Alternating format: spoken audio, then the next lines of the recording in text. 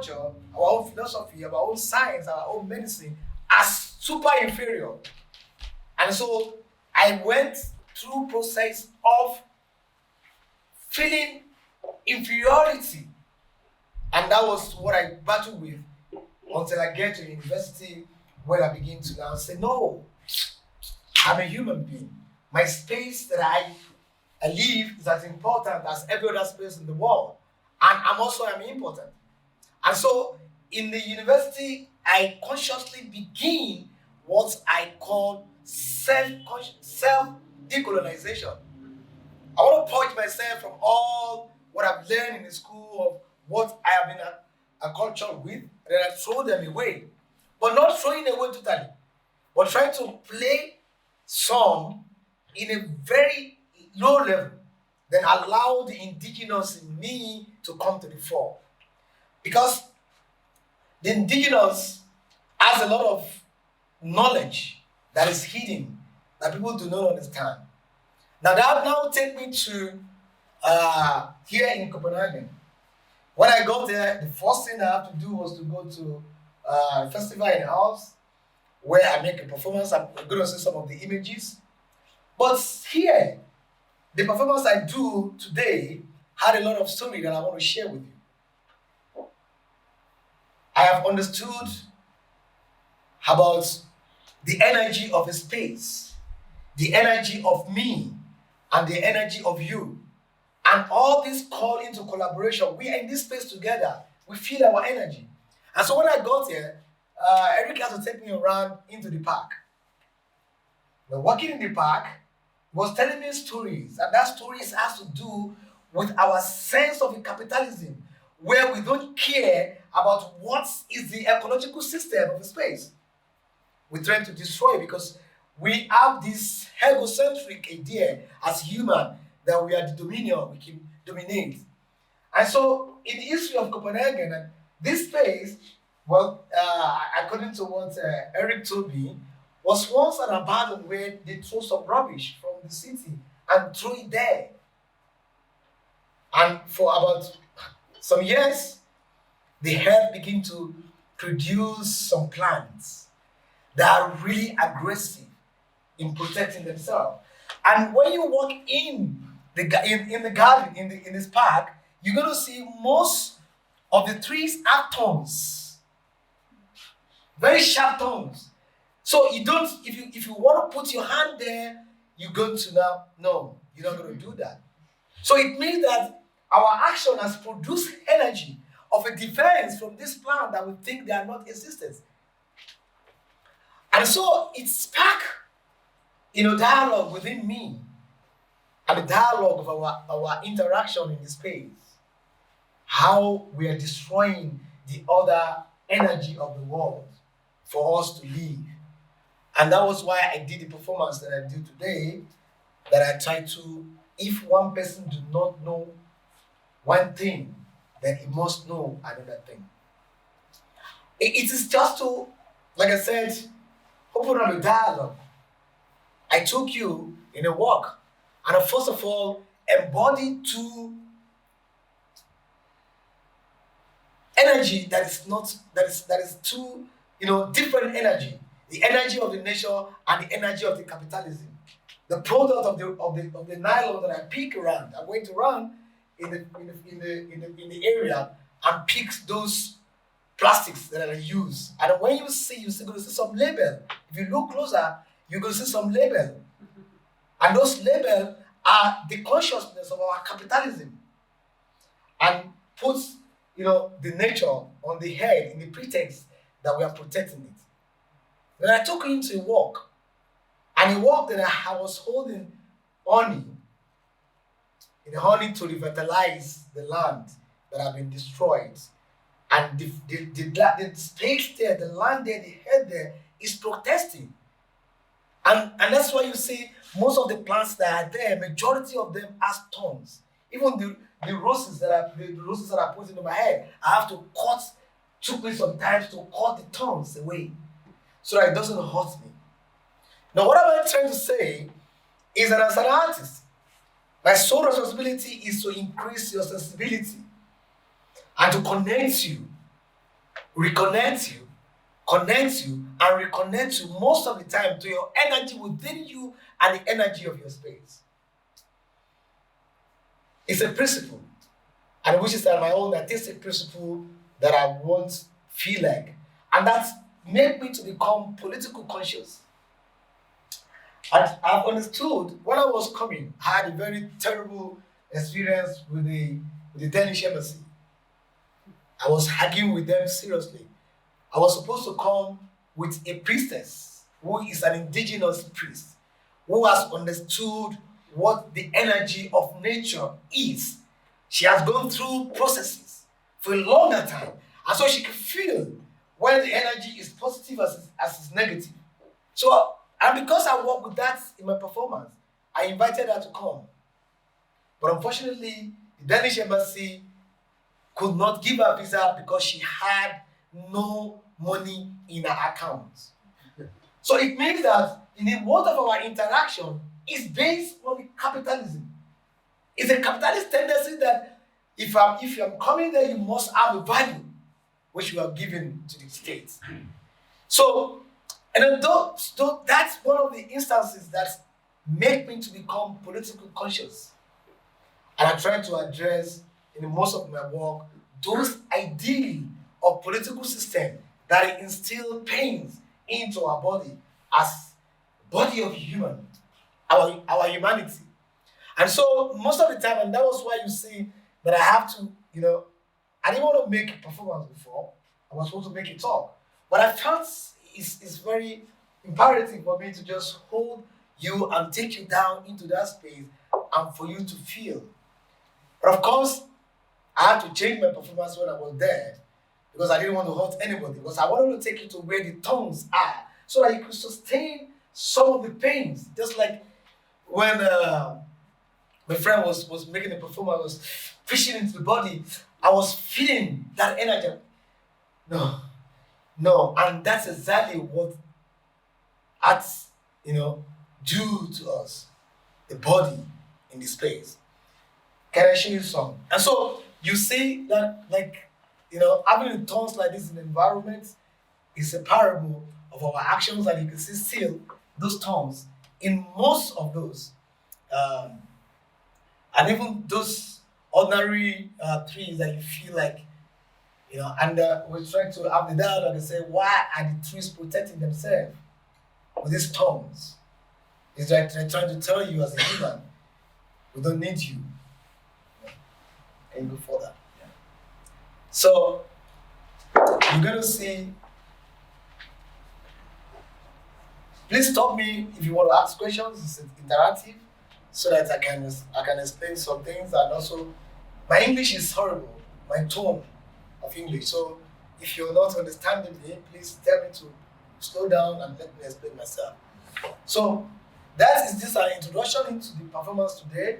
Can you show images from today? Yeah. So you see, and this is like when you see the plastics, like I said, I pick them around, and that's the human action which we're trying to put in our civilization as if we are civilized, producing artificial materials that are bring pains that affect the body, and one of the things that I try to create, it is this mystical body, an imposing body, an imposing figure that wherever you are, engaging with that figure, you must ask yourself a question. And when we are coming back, the bus driver that was coming, I was beginning to flash lights, and that is the dialogue which I wanted to create. Dialogue of looking at unusual form in space, and that will instigate thinking process in your mind. And so in that, I try to first of all deconstruct my body, and I try to remove, because there is this biasness against the black body. And when you see my work as an African, you tend to begin to think what is an African person doing in this place. So I try to remove that color first to start a neutral dialogue as humanity, a form of humanity. that has no color. You know, but of course, also use color as also psychological impact into the mind of. So it is the absence of and the presence of. So these are the two things I just play with, and most of the times those forms. And I said I should use this for you to see.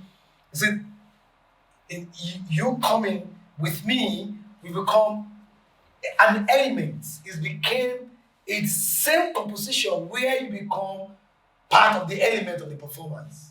So it means that unknowingly, I try to bring you as action, your action too, in the space become my part of the composition of my work. And I use elements a lot, and then and also use some of the meanings, like integrate meanings that the space have projected into an object. So it means that I use objects as ontological. I bring the essence of the object into my performance. And of course, become a collaboration, but a collaboration between myself and the object. And that's why I chose, this what we call, say, something rose. But it's not like Huberose. Yes. Huberose. Yes. Thank you very much.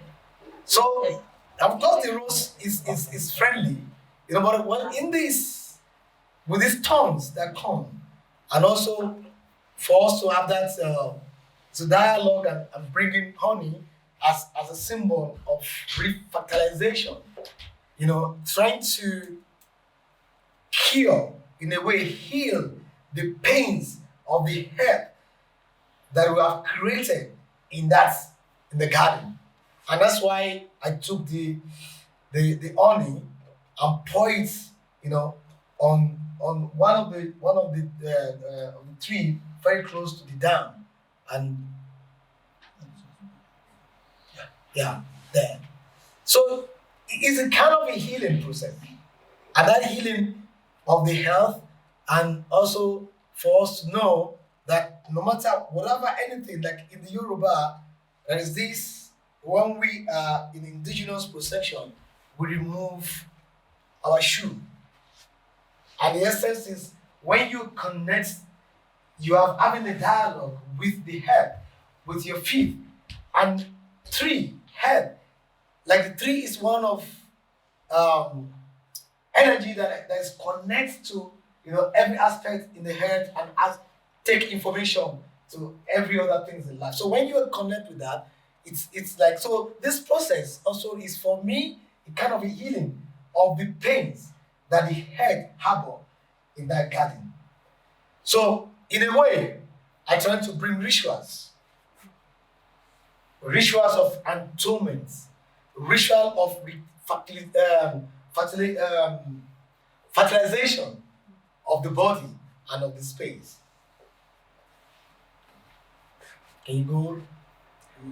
Yeah. So yeah. That one? Yeah. Sometimes it's good to say, give a background context of my work, some of my work, and my context sometimes become really deep. I started this performance, which I titled ỌLỌ MỌYỌYỌ, as that's a Yoruba word, which means that somebody that has numerous children. The idea was as a revolt against what Donald Trump did when I was living in America. Donald Trump, at that time, of his nationalistic tendency, trying to protect interests of America as a country, was trying to send a lot of immigrants away from the country. And at the point, he said those immigrants that have children, who they have children while they're in America, and their children are becoming in America, and send their parents away, took the children away from the parents. So it separates family because he was protecting his country. So it means that we, at the time of his own policy, was not humanitarian gesture, but rather, so I just created this performance as a way of healing the energy of the children by embodied a deity energy which is called Kori in Yoruba. Kori is an energy, is Orisha, and that protects the interests of children. And so I bring it into the space, and because when I was invited for the festival in the house, is about this section of the children, and I thought I need to bring that energy into that. And incidentally, a lot of people ask me a lot of questions about the women that the person that was supposed to be at my back was supposed to be a priestess, an Olorisha, who has mastered, the activation of energy in the space. And the essence of the performance is to activate energy. And in activating that, it throws back into children have this uncolonized energy. Children.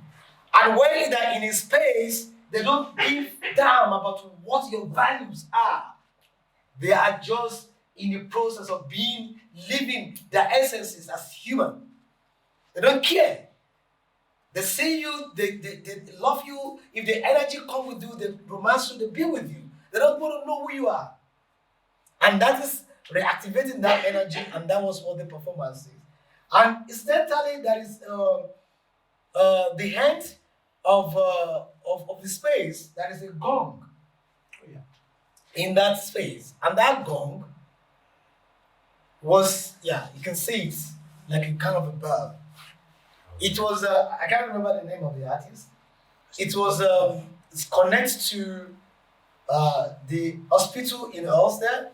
And as soon as there is a child birth, they press the bell from the hospital and the gong will ring. So it means that announcing a new life. And the text that accompanied the installation wrote that there is a sun, there is a sign of a sun that is embedded in the gong. And the artist wrote, saying, sun in that object represent the beginning of life, the beginning of hope, and the beginning of vitality. So the second day of the performance, as soon as we stepped there and we are arranging, then the bell rang. So it means that the performance has shown, like I said, the reactivator of energy, and so there was a child that was born. So I borrowed heavily as an artist that's coming from Nigeria. I borrow heavily from my indigenous body. And the essence it is consciously. Because the colonialism had a lot of devastating effects on the civilizations of indigenous people.